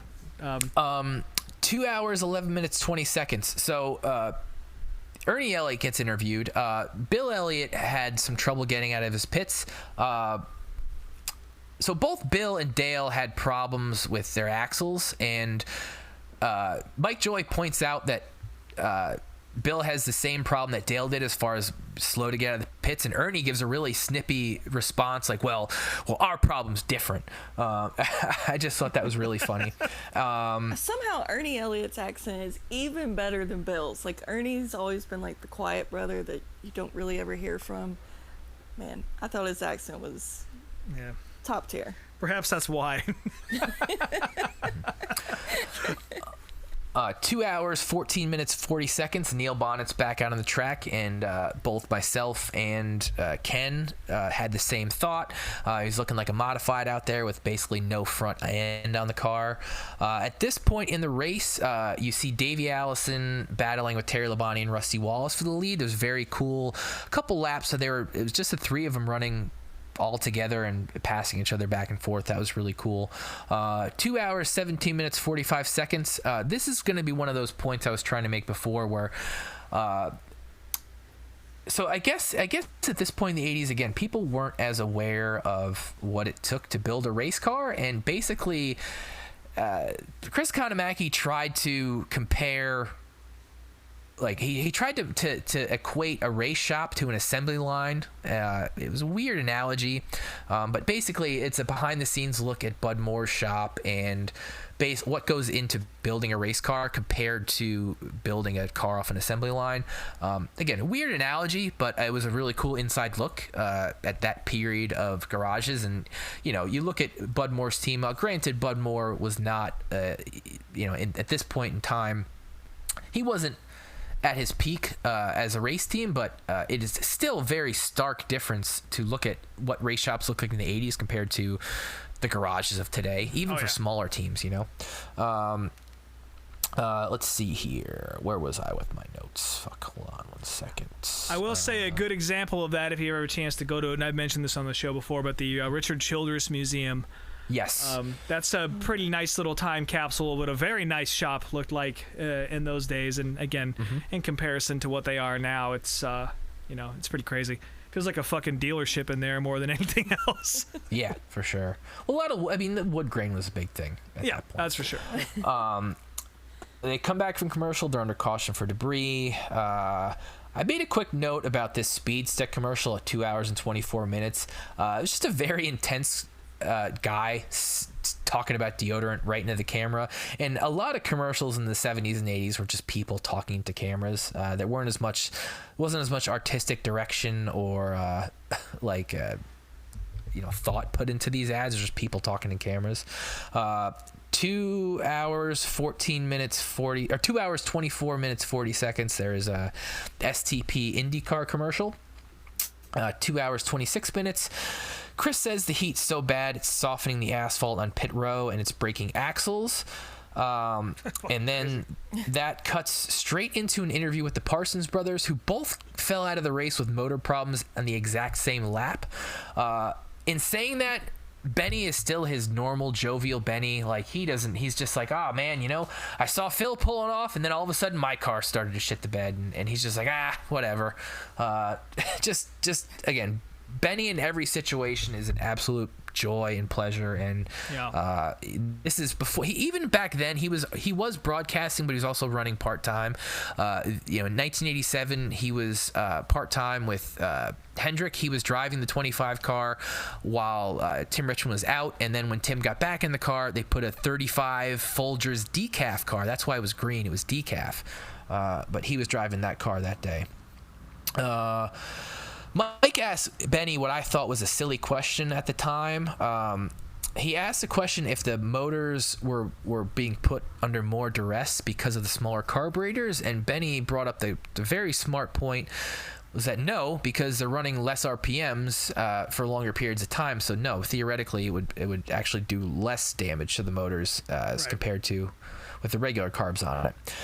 2 hours 35 minutes in, there is a really cool another Ford commercial that's very similar to the Bill Elliott Ford commercial, but this one's starring a Baja driver named Manny Esquera, who's driving a Ford Ranger STX, and it is insane to me as someone who owns a shitbox 85 Ranger that doesn't run. It is wild to see a Baja Ranger of the same time period, just this boxy motherfucking thing just flying through the desert.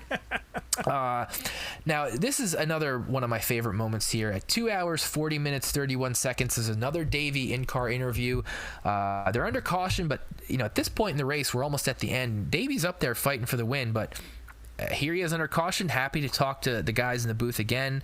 He's answering questions, he's plugging sponsors, and then at the very end, he wants to give a shout out to his friend Jimmy, who's in the hospital with a broken neck.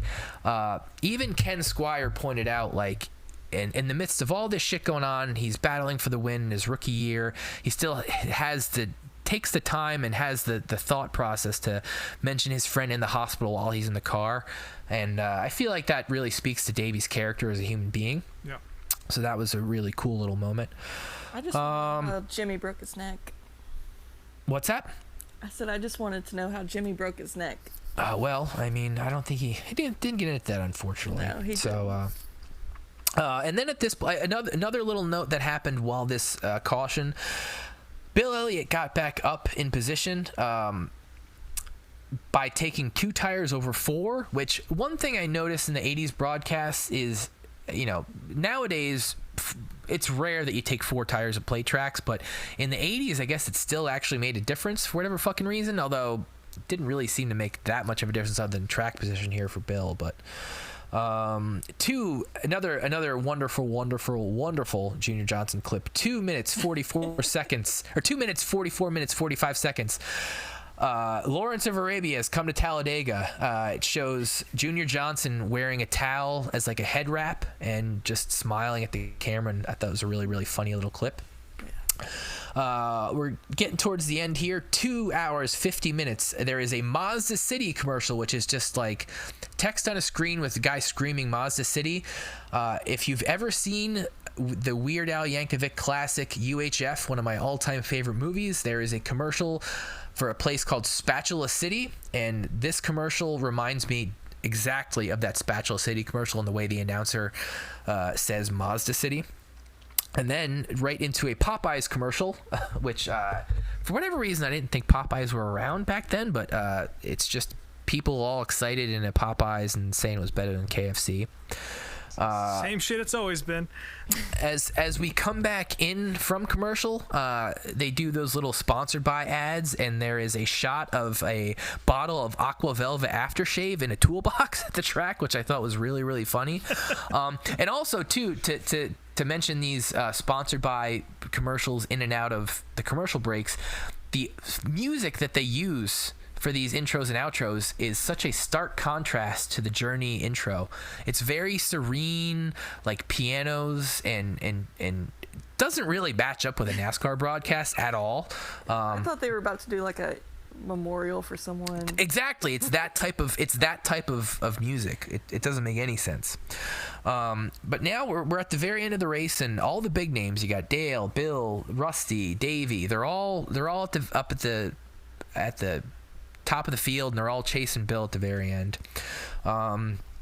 2 hours 56 minutes 50 seconds. There's an Aqua Velva commercial starring Kevin Cogan, the IndyCar driver, into that same Bill Elliott Ford commercial.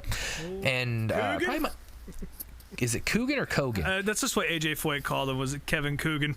Oh, okay. It's a great video of when Kevin Cogan like wrecked the field at Indy from the pole in '82, and no one was happy with him, and AJ Foyt called him Coogan, which was very funny to me. So, there's an AC Delco Spark Plug commercial with Chuck Yeager, who, real quick, he was the guy who broke the speed of sound in the Air Force planes, but that's why he was a celebrity, and it happened 40 years prior to this. And he was like an AC Delco pitch band throughout the 80s. Anytime I watch 80s races, he's always in the fucking commercials. It doesn't make any fucking sense to me. Well, I mean, you got to remember, like, the nostalgia thing and the American hero thing was still very prominent in marketing. So, astronauts and guys like him were, and I think there was a movie around that time that came out about Chuck Yeager as well. So his name was very much on the on people's minds. So that makes sense then. 3 hours 3 minutes 15 seconds. Cut to Chris showing a high-tech Toshiba laptop in Rusty's pit stall that he was using to calculate his own gas mileage and the gas mileage of his competitors. And as Chris says, they have spies all throughout pit road trying to determine other people's gas mileage. This is the end of the race here. There's a last lap battle between Bill and Davey, and unfortunately Davey gets around Dale for second place. Amidst this last lap, there is a random shot of Davey's Davey's crew chief, Joey Knuckles, just brooding, like very just weird. Just quick shot of him. Bill Elliott wins. And somebody hands him a bottle of Gatorade that still has a Kmart sticker on it, which I thought was very weird. Like, why didn't they just have tons of free Gatorade everywhere? Who the fuck bought Gatorade from Kmart? Chris barely lets Bill get out of the car. He doesn't even get his fucking arms up, and he's already asking him questions and pestering him. And then he's trying to cut out of the interview before Bill even gets to plug his sponsors. Probably one of the most awkward, like, victory lane interviews I've ever seen. And then at 3:18:37, Spuds McKenzie, the very end of the broadcast, they show a Spuds McKenzie commercial where Spuds comes out of the ocean in a fucking submarine and gets on this cruise ship and starts the party on this boring cruise ship. So sick. And then the final interview of the show is with Dale Earnhardt, who has a sneezing fit in the middle of his interview. He complains about being unable to pass without help. He did wish that Davey pushed him instead of Bill, because he would have been fine coming in a second to Davey. He's like, Davey probably would have passed me anyways. So he was disappointed that panned out that way, but he was still happy with a third. And then finally, Chris suspects that this particular rule package was great and will be put into place for next year, but nope. 1988, the restrictor plate comes into play, and super speeder racing has changed forever. So that wraps up the broadcast. It is already on the Video of the Week playlist if you haven't watched it, but this is one of my favorite all-time 80s broadcasts. Again, there weren't as many wacky commercials as I remembered. This is not my first time watching this, but I hope you enjoyed it. I hope it really hit all the marks for an 80s race for you. Again, you're not going to find too many better quality videos, at least with the commercials in them at the very least. And again, if you're a commercial pervert like me, this is what you're going to want to watch. So any final thoughts from you guys? I mean, just what I said previously. This is a perfect time capsule for NASCAR in the mid '80s. So even if you don't like it, I recommend watching this one. It's thoroughly entertaining all the way through. And yeah, if only for the commercials. If you don't give a fuck about racing, again, I know they're a little bit milquetoast and not quite as weird and eclectic as you were hoping, Brian. But still, I would say it's a nice little time capsule. Oh, for sure. There are some other ones that maybe eventually we'll get to, but there's so many things that I find watching these old broadcasts, and I don't know what's going to happen. What's funny about the NASCAR Classic site is some of these videos are just straight up. They pull them themselves from YouTube. I don't think this is going to be one of them, but I hope this stuff never goes away. I hope it's always kept up. I hope NASCAR doesn't ever touch it. I hope it's just preserved forever, because I'm not going to go through and rip all this shit to a hard drive. But I just hope it's there forever. Yeah. So True Love, any thoughts from you? No. It definitely made me long for like the days when 90% of the commercials were racing related or had like drivers in them. Yeah, and now not part of the broadcast, right? Yeah. Now if we get a racing related commercial, it's like a side-by-side commercial, and the commercial is for NASCAR. That's not what I want to see. Yeah. Well, I want to see Michael Waltrip selling his Napa parts again. Yeah. It's the unfortunate aspect of sponsorship changing to where, sponsors aren't on the car all season. These aren't nationally advertised brands, and a lot of them aren't consumer brands anymore either, so they don't need to advertise on TV. Right. It's just not how it works. But it is what it is. We'll always have these old videos to watch, and hopefully I'll continue to dig up more. I do have, if you look at my personal Speedway Screens Twitter account, it's pinned up to the top. I do have a personal playlist I've been building for the last few years, where anytime I find a video like this, I add it.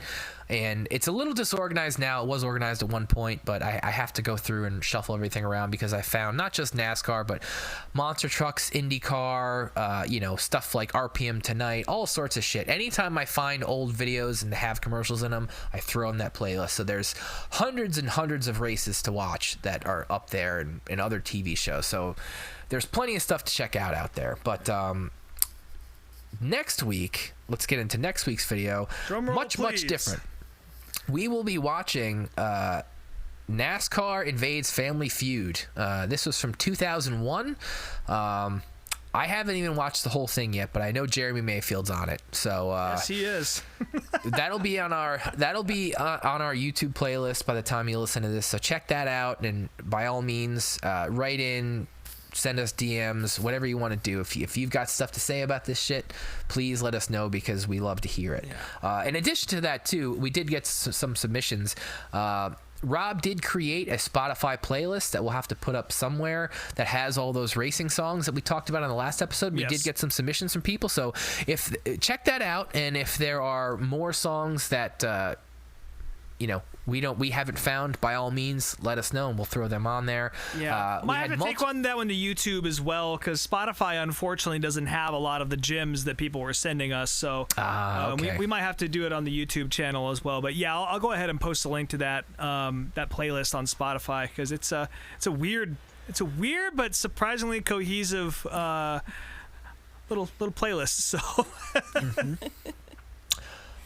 So let's see. We got to wrap up here. We are going to NASCAR's in Talladega this week. Yep. I thought I was going to be going. Unfortunately, I am not. Damn, no Talladega, huh? What are you gonna trade your tickets in for then? Well, I gotta get with Greg. We could still do Martinsville, and I don't know if we could use them towards next year either. I gotta ask and see. I know. The kid I was hanging out with last night, Gavin, he said he hadn't even heard back. He had tried to apply for Martinsville. He was at the same Michigan race with me. I didn't realize he was there also. And he's like, he still hasn't heard back to do the ticket exchange. So. I believe the policy is within 1 year of the delayed race. So it's kind of geared towards you can use it for next year's race if you get rained out. Okay, yeah, which is fine. I mean, honestly, especially this time of year, I don't necessarily want to go. I'm not going to say I don't want to go to Martinsville, but with these races, I know we're not going to see another wall ride from Ross, so it's like, but I the don't. modified tour's there this time too. If you get there early, it's going to be a good show, and all the other series run well there. And it's the last race before they go to Phoenix, so it's the energy is going to be a little bit more ramped up. So I would recommend it. What I will say is I don't know if I can do that and the World Outlaws finals is the other thing. So yeah. So there's that, but we'll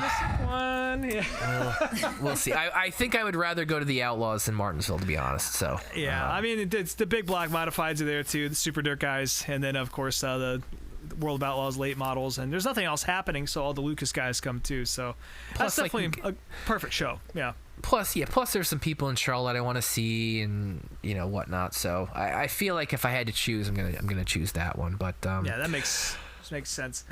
Speaking of the modified tour, though, North Wilkesboro is happening this weekend. The NASCAR Wheel and Modified Tour is going to be there over the weekend. That's going to be a great show on Flow Racing. A huge entry list. I want to say there's over 40 cars now, including NASCAR stars Bobby Labonte and Ryan Newman. And I believe Ryan Preece is also running it. And probably Corey LaJoy is going to go out there and also ran it. And, all the usual suspects out there. And a massive championship battle between Justin Bonsignor and Ron Silk continuing. So that race is going to be something to behold. Also, the BC39 happening in Indianapolis, a huge midget race. And the little dirt track they have in the infield in honor of Brian Clausen. The first night got rained out, unfortunately, but they'll be running all the way through Saturday, I believe. So plenty of racing to get into, that's for sure. Cool. I'm definitely just doing stuff around the house here. Maybe I'll go to, I don't know if any of the local tracks are on this weekend, but I wouldn't mind necessarily going to see something, maybe an asphalt race. I haven't been to Paynesville in a while, so maybe I'll do that. But what about you, True Love? No, I have to go to a fucking wedding on Saturday. My fun. cousin decided to get married. Nice. Do they listen to this show? No one in my family listens to this. Okay, good. No one knows it exists. I was going to say, you want to try that again, or do you want to... Best of luck. Yeah. 21 years old, only person she's ever dated. So. Happy birthday, Trevor Bain. This is going to be my last weekend off, unless, Mother Nature has something to say about it. This will be my last weekend for about a month where I'm not at the racetrack or out on the road somewhere. So I'm look at you. Very excited. Yeah, the Thompson World Series is week after next. Then I'll be down on tour in Richmond and Charlotte. If you want to call that a tour, it's more of a gentleman's fucking bender that I'll be on, where I have to play shows to pay for it. And then after that is the Waterford Speed Bowl for the 100. The week after that is the Stafford Fall Final reschedule, and then it's the World Finals in Charlotte. So my wife is going to be sufficiently pissed at me come second week in November.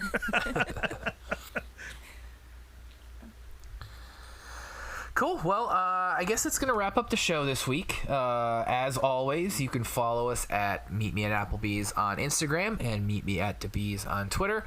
I am Speedway Screens on all the things and SpeedwayTSJ.etsy.com. And now here's True Love. Snake Mountain True Love.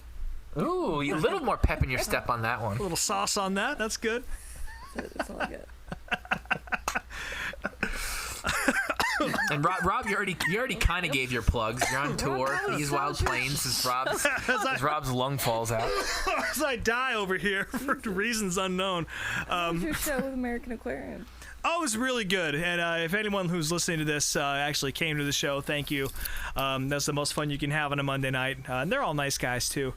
That was awesome. A couple more shows coming up in October. I won't get too much into the details of all that, but there's new music and shows and shit coming up for These Wild Plains. That's my band. Just type it into Google. You can find us, and then you can find me specifically in my pretty much dead Instagram account at robmodes_unofficial.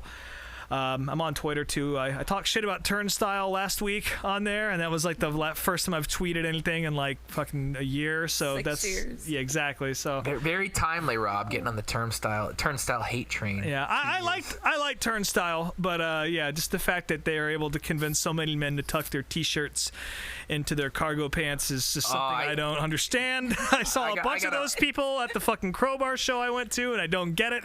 I got a lot of thoughts about their fashion sense. Let's just say It's that. like some goofball Stone Roses runoff bullshit, but I don't know. I don't have a problem with Turnstile. I know they're pretty good guys, and I got some friends who work for them, and yeah, they're fine. So I'm just running my mouth, but yeah, I'm on the internet too, and you can, if you really want to dig into that, you can.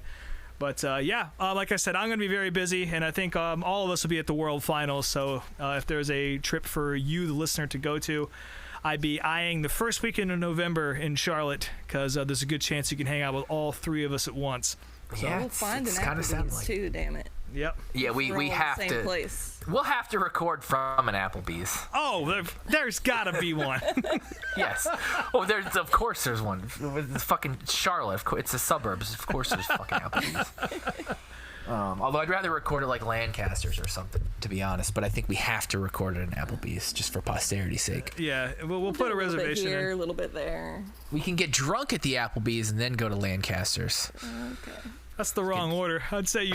Yeah, I feel like we need to get loaded up on barbecue first. Yeah, then go get shit house and throw it all up on the table at the Applebee's. That's a fair point. Very fair point. All right, folks. We've been talking way too long. We're gonna get the fuck out of here. Thanks again for coming to Applebee's with us one more time, and we'll talk to you next week. Yes.